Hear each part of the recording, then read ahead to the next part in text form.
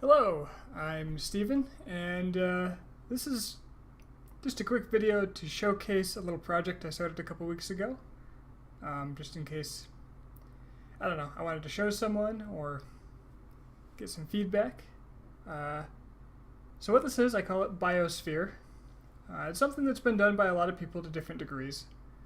And the idea is it's supposed to model biological evolutionary processes. It's a simulation more than a game, but I guess that's often a matter of who's playing with it. So just run it here. It's done in Unity with C# scripting. So I've got a plane here. I've reduced the size of the tiles just so you can see a little grid on them, so you can see where the individual tiles start and end. And when I hit spacebar, we're going to see little cylinders pop up. Here's one right here. And we should see, whoop, it died. Each one of these represents an organism. And they're having a tough time. Okay, these ones are taking off a bit better. If there's no life on the map, it will randomly place one. And you can see the organisms are reproducing and spreading across the board.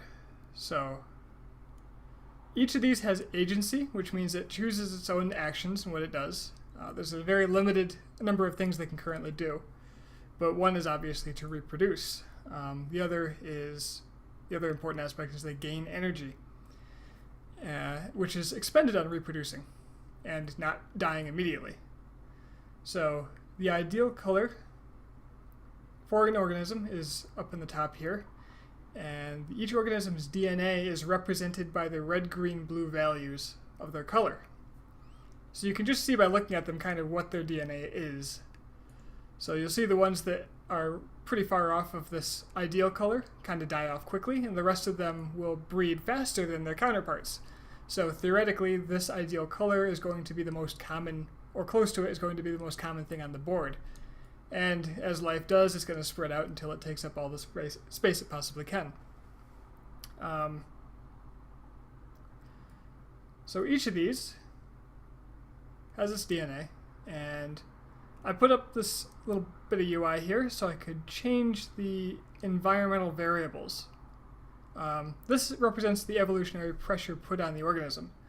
So if I raise the blue value here, there's a massive die-off. The ideal color has changed. The ones that were successful before couldn't survive anymore. And only the ones currently suitable for the conditions, which is for survival, which is this ideal color, and their ability to match that color, are going to survive. And you can do this quite a bit. I can make subtle changes or broad changes, and the ones that don't get enough energy, and there's a formula in there somewhere, they'll just die because their gain is less than their expenditure. So I can do very drastic things. I can say only purple things live.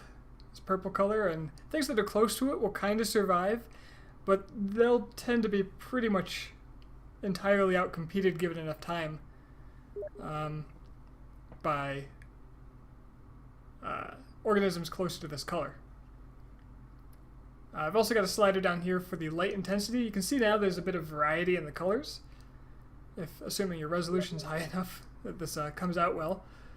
But if I raise this slider, the intensity of what I intended to represent light is, and I'm sorry, Steam is getting a lot of pop-ups there. It doesn't look like it got captured, but I'm not sure.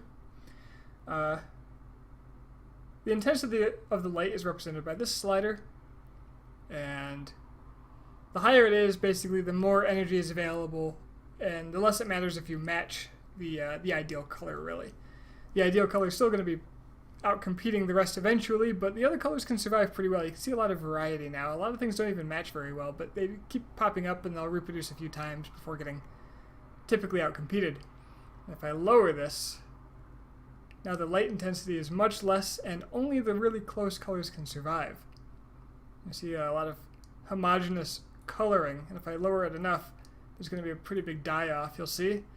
And then the ones that are still suitable, they'll slowly reproduce and fill in the gaps, as will a a species filling a niche that has been opened up.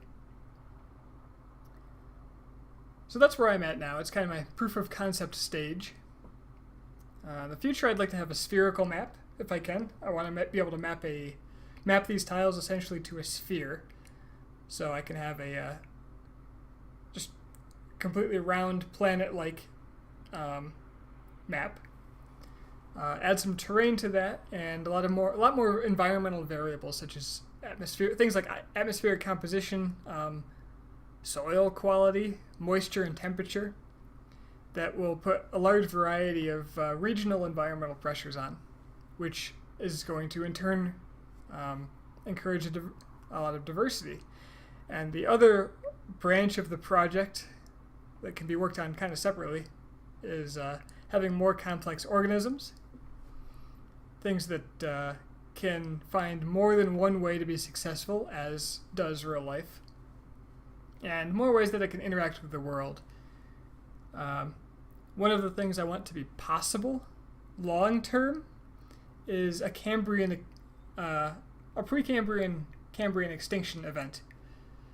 So, if I'm not mistaken, in the geologic record, there's a massive extinction around the time plants became a big deal because of all the oxygen pumped into the atmosphere, which was largely toxic to most things alive at that time, which created a big gap, which allowed a lot of new things to sort of evolve and flourish, resulting in the Cambrian explosion, which was an explosion of variety of life, essentially. So yeah, that's where I'm at. That's what I want to do. Any feedback or anybody that happens to have knowledge in this area, I'm happy to hear it. I just want to see where this thing goes. So yeah, thanks for taking the time to look at this, and have a good night.